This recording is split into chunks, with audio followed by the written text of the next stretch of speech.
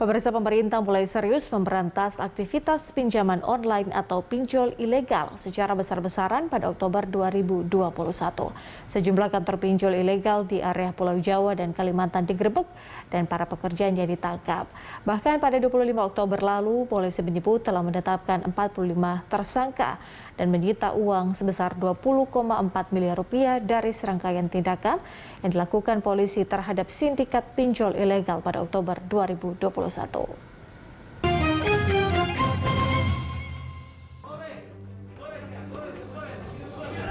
Pada Rabu 13 Oktober 2021, polisi menggerebek sebuah ruko yang dijadikan kantor pinjaman online atau pinjol ilegal di sebuah ruko di Cengkareng, Jakarta Barat.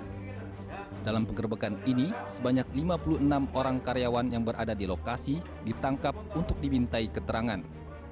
Polisi menyatakan penggerebekan sindikat pinjol ilegal ini dilakukan berdasarkan laporan dari sejumlah korban. Setelah dicek ke OJK, ternyata pinjol ini diketahui beroperasi secara ilegal. Keesokan harinya pada Kamis 14 Oktober 2021, penggerebekan kembali dilakukan petugas kepolisian. Penggerebekan dilakukan di kantor pinjaman online ilegal atau Fintech P2P di perumahan Green Lake City, Tangerang, Banten. Tepatnya di ruko Crown Blok 1 hingga 7 dengan 4 lantai bangunan. Dari penggerebekan ini, ada 13 aplikasi yang terjaring, di mana 10 diantaranya ilegal. Dari penggerebekan ini, 32 orang yang berperan sebagai penagih utang, marketing, dan analis ditangkap untuk diperiksa. Dua momentum penggerebekan ini seakan membuka mata publik bahwa kejahatan gurita pinjol ilegal ternyata dilakukan oleh sebuah sindikat besar yang melibatkan banyak pihak dan dikoordinasi secara sistematis. Pada 25 Oktober 2021, Direktorat Tindak Pidana Ekonomi Khusus Bareskrim Polri beserta jajaran Polda menyatakan telah menangkap 45 tersangka sindikasi pinjaman online ilegal yang telah tersebar di wilayah Jawa dan Kalimantan. Selain itu, polisi juga menyita uang sebesar 20,4 miliar rupiah terkait kasus pinjaman online ilegal. Langkah tegas kepolisian ini dilakukan karena aktivitas pinjol telah semakin meresahkan dan menelan korban jiwa. Jajaran di Tipideksus berhasil mengamankan barang bukti sejumlah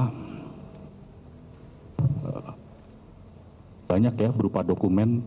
Ini ada akte pendirian KSP Solusi Andalan Bersama, kemudian dokumen-dokumen pendirian KSP yang lainnya, kemudian perjanjian kerjasama dengan payment gateway. Ya, jadi satu payment gateway bisa melakukan perjanjian kerjasama dengan beberapa pinjol, kurang lebih seperti itu. Kemudian handphone, kemudian beberapa kartu ATM, buku tabungan, kemudian juga kartu NPWP.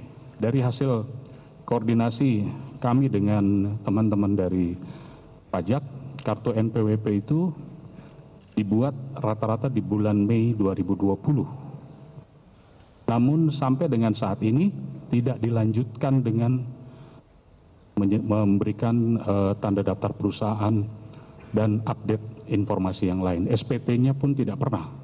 Jadi pendapat kita bahwa ini digunakan untuk melengkapi prasyarat untuk bisa mendapatkan payment gateway. Menko Polhukam Mahfud MD mengimbau warga korban pemerasan dan intimidasi dari pinjol ilegal agar tak ragu untuk melapor ke polisi. Menurutnya, polisi dan Lembaga Perlindungan Saksi dan Korban atau LPSK akan memberikan fasilitas dan perlindungan yang semuanya telah diatur oleh undang-undang. Para korban supaya berani melapor, polisi akan memberikan perlindungan. Pun kalau nanti terkait dengan perlindungan yang lebih spesifik bisa dilakukan oleh Lembaga Perlindungan Saksi dan Korban yang semuanya itu disediakan sebagai instrumen undang-undang. Dengan upaya keras yang dilakukan pemerintah dalam memberantas aktivitas pinjol ilegal, diharapkan di tahun 2022 mendatang tak ada lagi warga yang menjadi korban kejahatan pinjol ilegal yang telah meresahkan dan sudah banyak merenggut korban jiwa. Demikian kilas balik peristiwa 2021 dalam program Kaleidoskop 2021. Saya Patricia Mapaliai, terima kasih. Sampai jumpa.